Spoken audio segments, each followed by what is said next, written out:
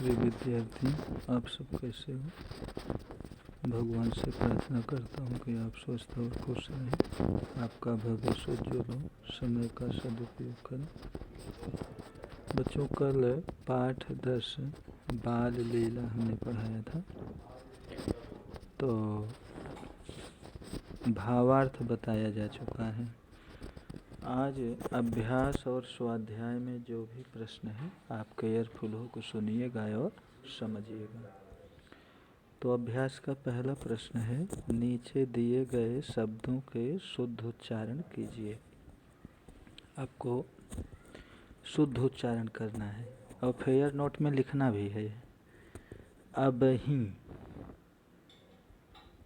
करी हों, कहे हों, आए हों, भटक्यों, बिहसी। क्वेश्चन नंबर 2 है, निम्नलिखित प्रश्नों के उत्तर दीजिए। तो क्वेश्चन नंबर 2 के अंतर्गत कुल 7 प्रश्न हैं। तो पहला प्रश्न है, बाल लीला पद्यांश के रचयिता कौन है? तो आपको उत्तर लिखना है, बाल लीला पद्यांश के रचयिता सूरदास जी हैं। बाल लीला पद्यांश के रचयिता सूरदास जी हैं। क्वेश्चन नंबर 2 है, सूरदास जी किसकी बाल क्रीड़ाओं का वर्णन कर रहे हैं? तो इसका उत्तर होगा, सूरदास जी श्री कृष्ण की बाल क्रीड़ाओं का वर्णन कर रहे हैं। सूरदास जी श्री कृष्ण की बाल क्रीड़ाओं का वर्णन कर रहे हैं। क्वेश्चन नंबर 3 है, कौन किससे रूठ गया है? कौन किससे रूठ गया है? तो श्री कृष्ण माँ यशोदा से रूठ गए हैं।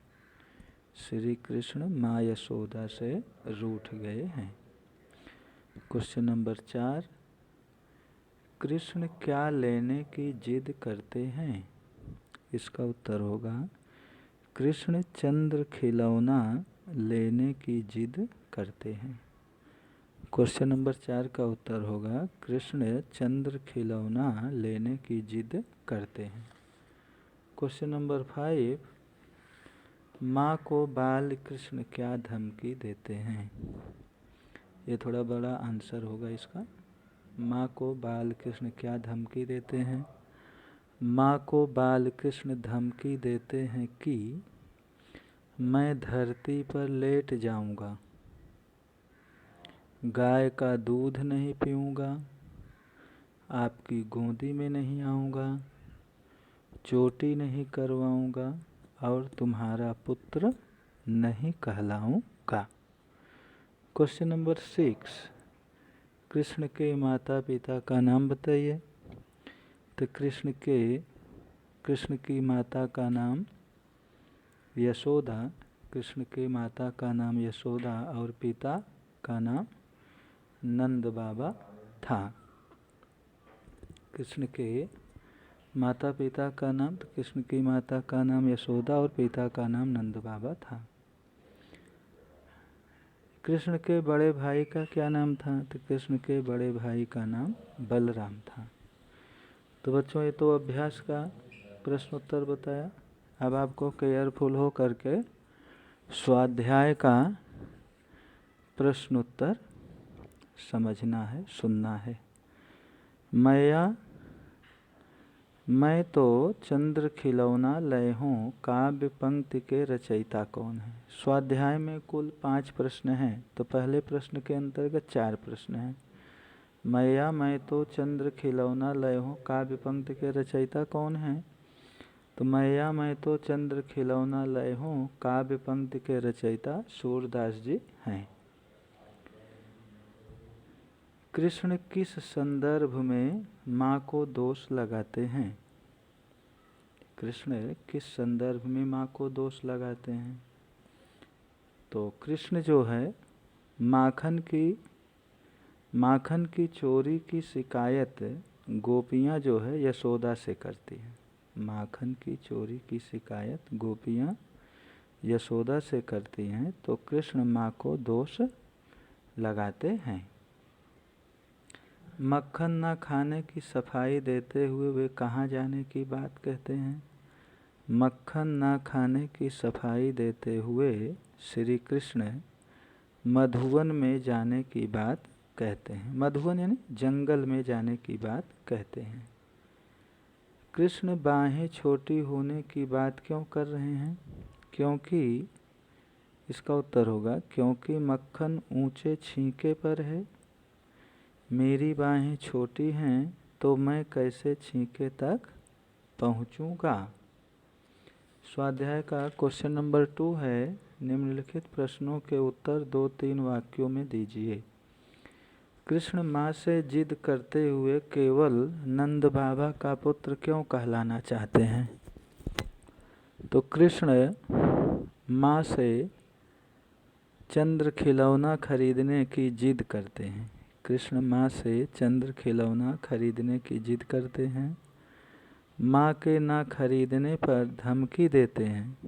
माँ के खिलौना ना खरीदने पर धमकी देते हैं कि मैं तुम्हारा पुत्र नहीं कहलाऊँगा, मैं तो नंद बाबा का पुत्र कहलाऊँगा। क्वेश्चन नंबर 2, माँ अंत में क्या कहकर उनकी जिद पूरी करती है? माँ अंत में कहती है कि तुम बलराम भैया के पास जाकर ले लो, तुम बलराम भैया के पास जाकर ले लो, ऐसा कहकर उनकी जिद पूरी करती है। क्वेश्चन नंबर 3, कृष्ण के माखन खाने की चोरी कैसे पकड़ी जाती है? कृष्ण के मुंह पर माखन लगा हुआ है जिसे देखकर उनकी चोरी पकड़ी जाती है। कृष्ण के मुंह पर माखन लगा है जिसे देखकर उनकी चोरी पकड़ी जाती है। चौथा क्वेश्चन है, कृष्ण स्वयं को पराया क्यों कहते हैं? माँ जो है कृष्ण को डांटती है, माँ यशोदा कृष्ण को डांटती है कि आपने माखन चुराया है। बाल स्वभाव के कारण कृष्ण माँ को पराया कहते हैं। पांचवा प्रश्न है, अंत में वे माँ को क्या क्या चीज़ें वापस कर देते हैं? अंत में वे माँ को लाठी और कंबल वापस कर देते हैं। क्वेश्चन नंबर 3, सूचना अनुसार उत्तर दीजिए।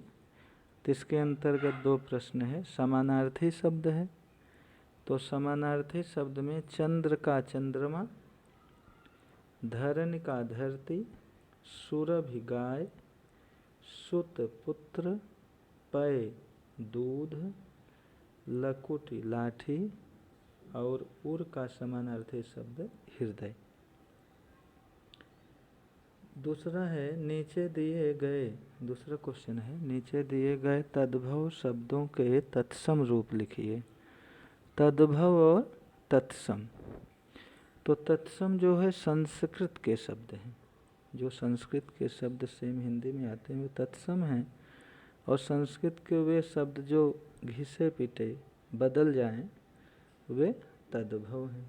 तो तद्भव शब्दों के तत्सम रूप, पूत, पूत का तत्सम पुत्र, पूत का तत्सम पुत्र, मैया का तत्सम जननी, मोह मत लिखना है, मैया का तत्सम जननी, और मोरी का तत्सम शब्द क्या होगा? मेरी।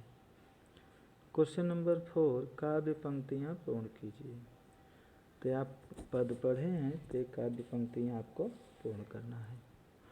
लास्ट क्वेश्चन है, नीचे दी गई काव्य पंक्तियों का भावार्थ स्पष्ट कीजिए।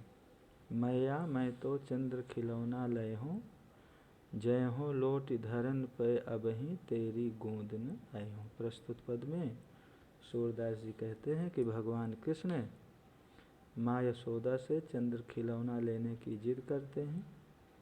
अगर माँ चंद्र खिलौना नहीं खरीदती है तो वे धमकी देते हैं कि मैं धरती पर लौट जाऊंगा, अब आपकी गोदी में नहीं आऊँगा।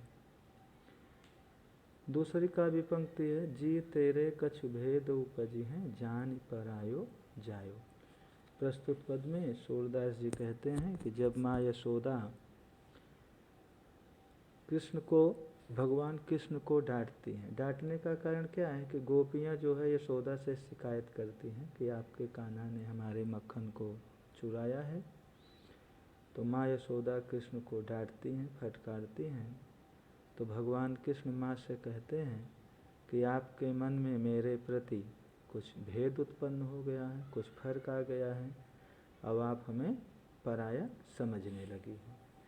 तो बच्चों, इस प्रकार से पाठ 10 बाल लीला के सभी प्रश्न उत्तर आपको पेयर नोट में लिखना है और याद भी करना है। अगला लेसन स्वार्थी दानव है, बहुत सुंदर लेसन है, तो आपको घर पर कम से कम 3 बार पढ़ना रहेगा। यही होमवर्क रहा। Thank you.